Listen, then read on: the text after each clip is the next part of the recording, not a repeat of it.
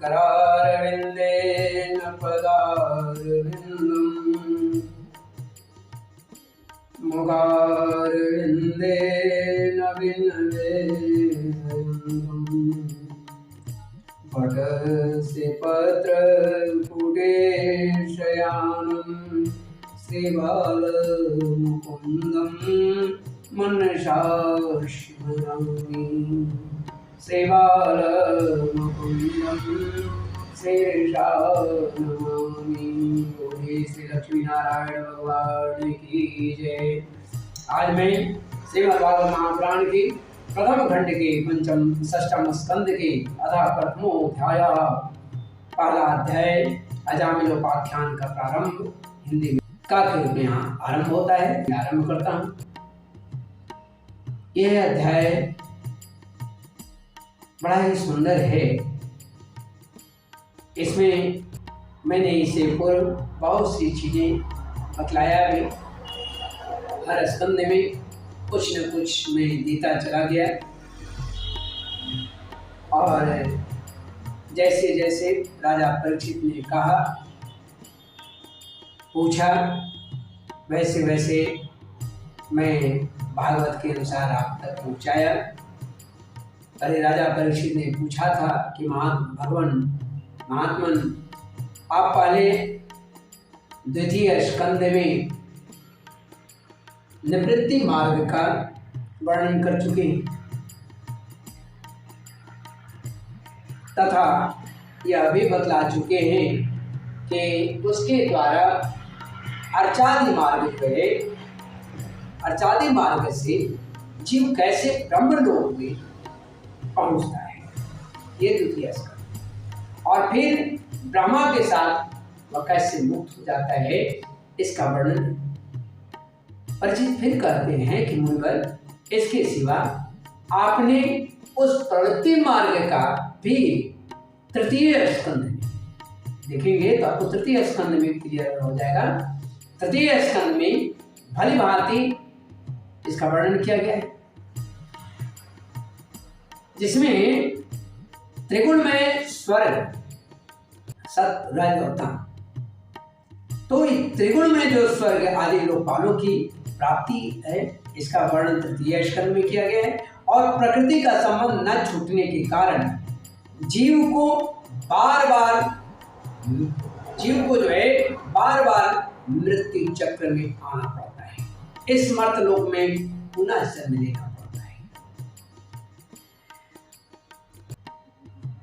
परीक्षित से ये ऋषि जो हैं ये भी बतलाए हैं, कहे हैं कि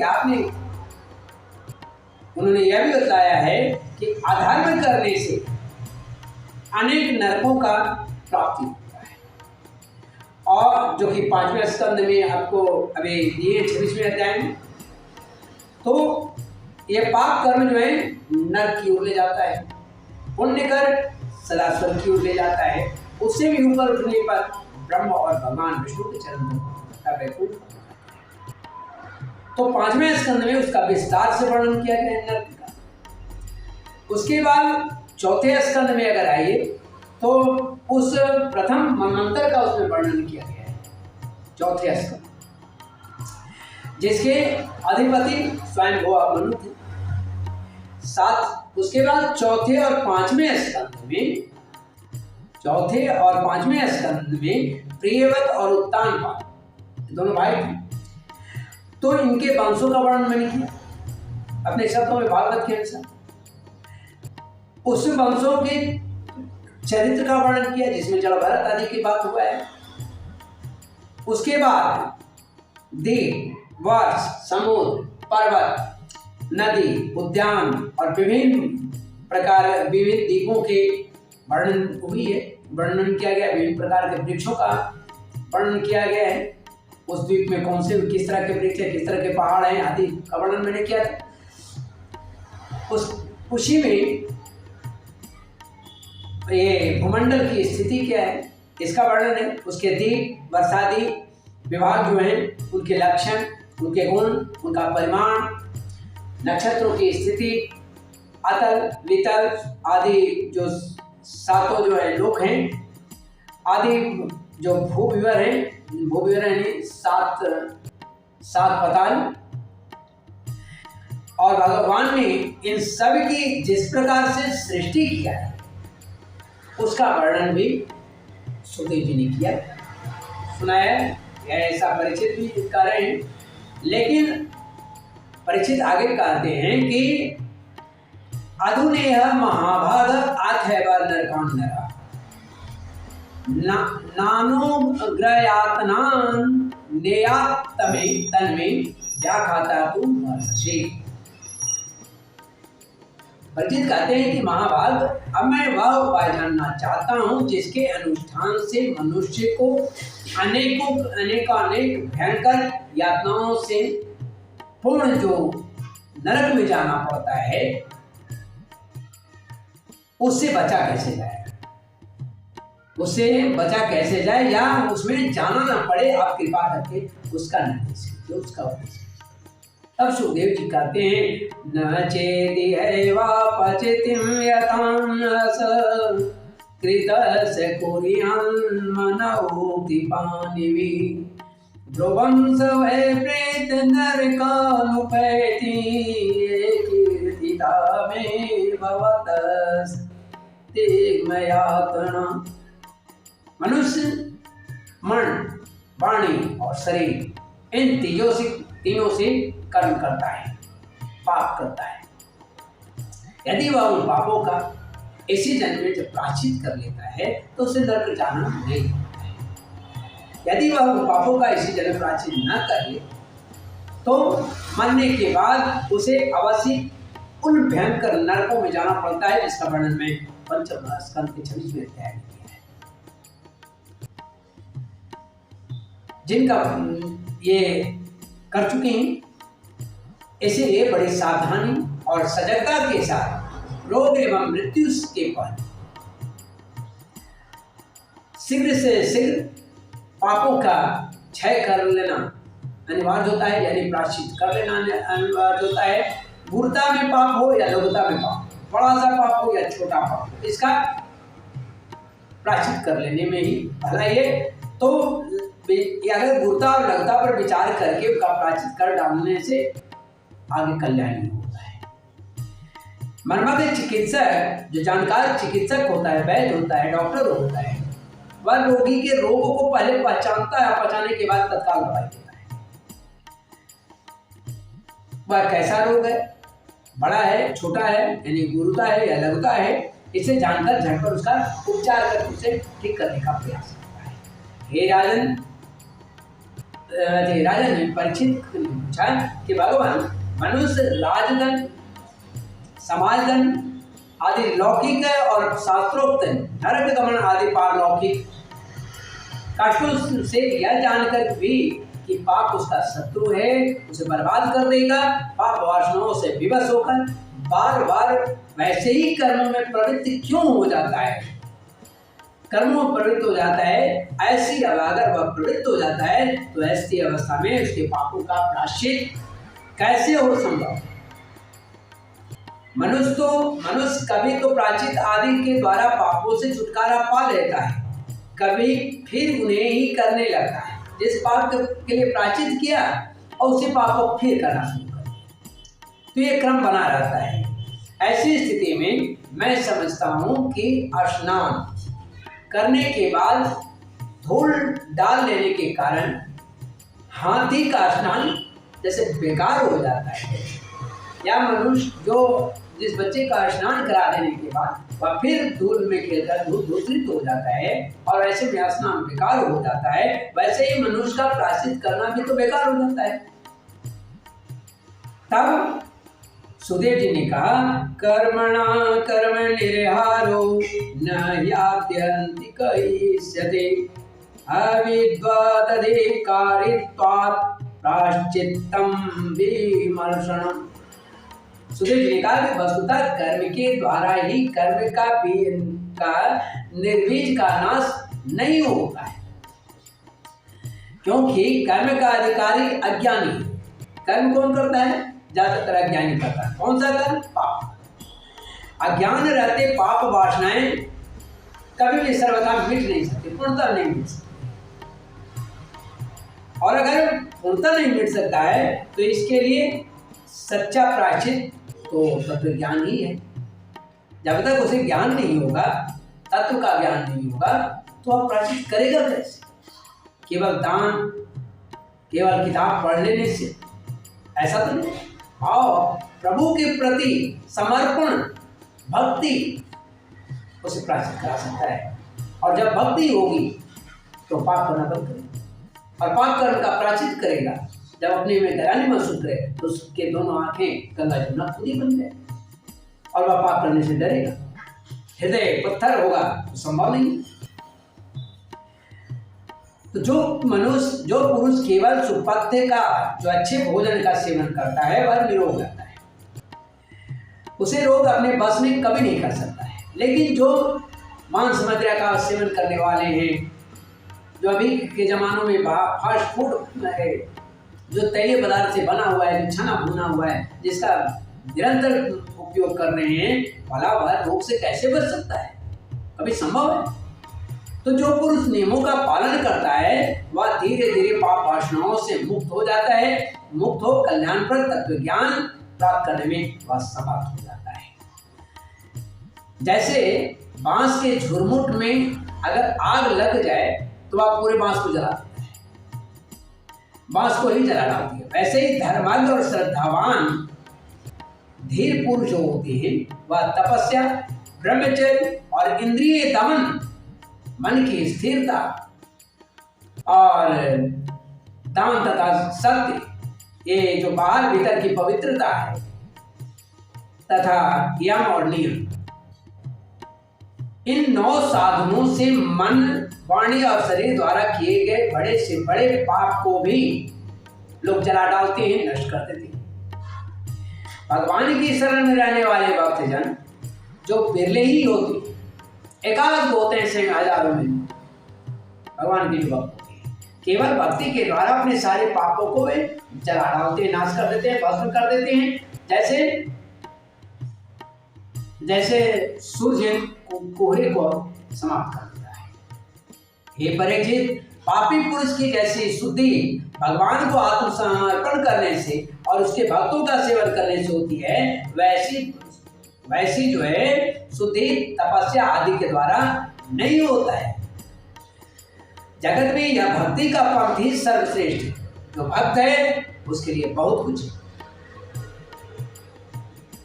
तो भक्ति का पंथ ही सर्वश्रेष्ठ है, भय रहित है और कल्याणकारी है, कल्याण स्वरूप। क्योंकि इस मार्ग पर भगवत परायण सुशील साधुजन निरंतर चलते ही रहते हैं, वे रुकते नहीं, ठहरते नहीं। हे परिचित, जैसे शराब से भरे घड़े को नदियां पवित्र नहीं कर सकती है, वैसे ही बड़े बड़े प्रायश्चित बार बार किए जाने पर भी भगवत विमुख मनुष्य को, जो भगवान से विमुख है, जो भगवान के प्रति आस्था नहीं है, इनको गाय ब्राह्मण आदि पर आस्था नहीं है, तो जो भगवान के विमुख हैं वैसे मनुष्य को वह पवित्र करने में असमर्थ हो जाती है। जिन्होंने अपने भगवत गुणानुरागी मनमधुकर को भगवान श्री कृष्ण के चरणारविंद में, श्री कृष्ण के चरणारविंद मकरंद का एक बार भी अगर पान कर लिया हो, मन से, हृदय से अगर एक बार पान करा दिया, तो उन्होंने सारे प्रायश्चित कर लिए, ऐसा जाने।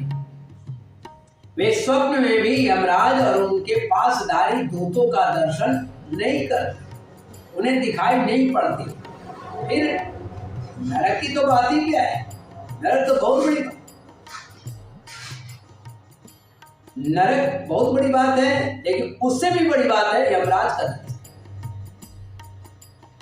दर्शन। तो फिर नरक को देखने की कोई जरूरत नहीं पड़ेगी उसे। हे परीक्षित, इस विषय में महात्मा लोग एक प्राचीन कथा कहते हैं, इतिहास कहा करते हैं। उनमें भगवान विष्णु और यमराज के दूतों के का संवाद है। वह कथा मैं तुम्हें सुनाता हूँ, ऐसा सुखदेव जी कहते हैं परीक्षित से। और उन्होंने आरंभ किया है एक कांडकूप में ब्राह्मण की कथा, जो पहले से तो बहुत बड़ा धर्मात्मा था, लेकिन बाद में एक दूसरा एक वेश्या के संपर्क में आने के बाद उसे 10 संतान हुए और वह जो है महापापी का रूप धारण कर। इसकी कथा मैं आरंभ करता हूँ। तो कहते हैं कि कानकुंज नगर कहा जाता है कन्नौज। तो कन्नौज में एक दासीपति ब्राह्मण रहा। दासीपति इसीलिए कहा गया उसे क्योंकि वो दासी का पति रहा, उसको दासीपति इसलिए। आगे चलकर पूरी कहानी मैं आपको समझाऊंगा भागवत के अनुसार दूसरे स्कंद में। तो वह दासीपति रहता था, ब्राह्मण रहता था, उसका नाम था अजामिल। दासी के संसर्ग से दूषित होने के कारण वह जो है वह ब्राह्मण जो था वह संसार सदाचार से नष्ट हो गया, सदाचार उसके नष्ट हो गए, वह भ्रष्ट हो गया। वह पति कभी बटोहियों को बांधकर उन्हें लूट लेता, कभी लोगों को जुए में हरा करके छल से हरा देता, किसी का धन धोखाधड़ी से हर लेता, किसी का कुछ भी चुरा लेता। इस प्रकार अत्यंत निंदनीय वृत्ति ब्राह्मण होकर कर रहा था और इसका आश्रय लेकर अपने कुटुंब का पेट भरता था, दूसरे प्राणियों को बहुत ही सताता। परीक्षित इसी प्रकार वह वहां रहकर दासी के बच्चों का लालन पालन करता। इस प्रकार उसकी आयु का 80 वर्ष बीत गए, 88 वर्ष।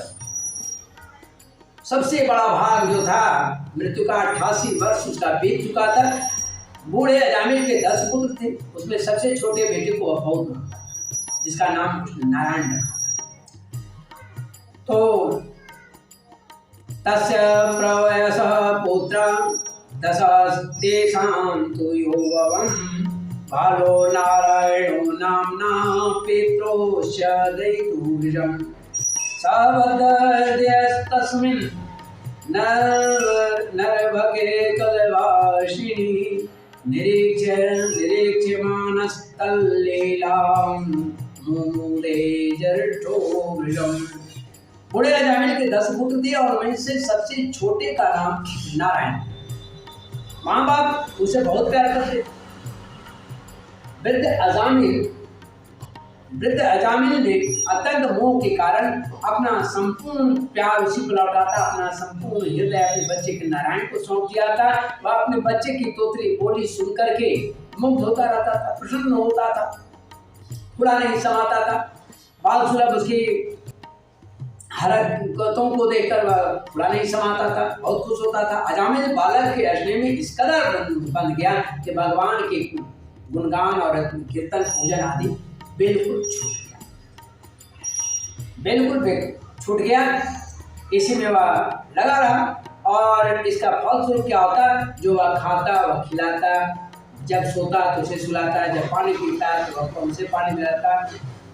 तो इस प्रकार वह अतिशय मूर्ख की तरह अज्ञानी की तरह वह कार्य करता अपनी 88 वर्ष बिता। अब इसके 88 वर्ष बीत जाने के बाद वह भी समय आया, उसे पता भी नहीं चला कि काल कब उसके सिर पर आ बैठा। मृत्यु मेरे सिर पर पहुंची है, इसका उसे ज्ञान नहीं था। वह किसी प्रकार अपना जीवन बिता रहा था कि मृत्यु का समय आ गया और वह अपने पुत्र बालक नारायण के संबंध में ही सोचते विचारते रहने लगा। मेरे बाद क्या होगा, कौन देखेगा, ये सबसे छोटा है, नन्हा है, बहुत तरह की बातें सोचते। आखिरकार वही हुआ, मृत्यु आकर के उसके सम्मुख खड़ी हो गई। मृत्यु के दूत आ गए तो अजामिल ने देखा कि उसे ले जाने के लिए अत्यंत भयानक विकराल से मुख वाले, ध्यावने से मुंह वाले 3 यमदूत आए और उसके हाथ में फांसी है, मुंह टेढ़े मेढ़े हैं और शरीर के रोए खड़े बड़े बड़े रोआ हैं। उस समय बालक नारायण वहां से कुछ दूरी पर खेल रहा था। यमदूतों को देखकर अजामिल अत्यंत व्याकुल हो गया और उसने बहुत ऊंचे स्वर में पुकारा, नारायण नारायण। भगवान के पार्षदों ने देखा कि मरते समय अजामिल जो है वह मेरे स्वामी का नाम लिया है। मरते समय अजामिल ने मेरे भक्तों का, मेरे स्वामी का नाम लिया है, इसलिए हमें चलना चाहिए। तो इधर नारायण जो उसका लड़का था वह कहीं दूर पर ही खेल रहा था और हम दूध को देखकर वह बहुत व्याकुल था। खैर, तो उस उनके नाम का कीर्तन कर रहा है तो वह तत्काल बिना लेट देर किए हुए बड़े ही वेग से वहां से अजामिल तक पहुंच गए। उस समय यमराज के दूत उस दासीपति के प्राण को अर्थात अजामिल के शरीर से, उसके सूक्ष्म शरीर को पास से खींच रहा है। लेकिन विष्णु के दूत जब पहुंचे उन्होंने बलपूर्वक उसे रोक दिया। उनके रोकने पर यमराज के दूतों ने उनसे कहा कि अरे धर्मराज की आज्ञा का निषेध करने वाले तुम लोग कौन हो? तुम किसके दूत हो? कहां से आए हो? और इसे ले जाने से हमें क्यों रोक रहे हो? क्या तुम लोग कोई देवता हो, उपदेवता हो अथवा सिद्ध श्रेष्ठ हो? हम देखते हैं कि तुम सब लोगों के नेत्र कमल दल के समान कोमलता से भरे। तुम पीले पीले रेशमी वस्त्र पहन रखी हो, तुम्हारे सिर पर मुकुट, कानों में कुंडल और गलों में कमल की हार लहरा रही हैं। सबकी नई अवस्था है, सुंदर सुंदर चार भुजाएं हैं, सभी के कर कमलों में धनुष, सर्कस, तलवार, गदा, शंख, चक्र, पद्म आदि शोभित हैं। तुम लोगों की अंग कांति से दिशाओं का अंधकार और प्राकृतिक प्रकाश भी दूर हो रहा है। हम धर्मराज के सेवक हैं, हमें तुम लोग क्यों रोक रहे हो? सुखदेव जी कहते हैं कि परिचित जब हम दूतों ने इस प्रकार कहा तब भगवान नारायण की आज्ञाकारी पार्षदों ने हंसकर मेघ के समान श्रीमद्भागवत महापुराण के प्रथम खंड के सप्तम स्कंद के प्रथम अध्याय अजामिलोपाख्यान हिंदी में काव्य में यहाँ समाप्त होता है। राधा रमण बिहारी लाल कृष्ण चंद्र की जय, एकदंता की जय। मेरा गौरा मेरा रक्ष माम। कृष्ण केशव कृष्ण केशव कृष्ण केशव पाहि माम। राम राघव रक्ष माम। कृष्ण केशव कृष्ण केशव पाहि माम। पाहि माम रक्ष माम। पाहि माम रक्ष माम। राम राघव रक्ष माम। कृष्ण केशव कृष्ण केशव पाहि माम। राम राघव रक्ष माम। कृष्ण केशव कृष्ण केशव पाहि माम। रक्ष माम पाहि माम।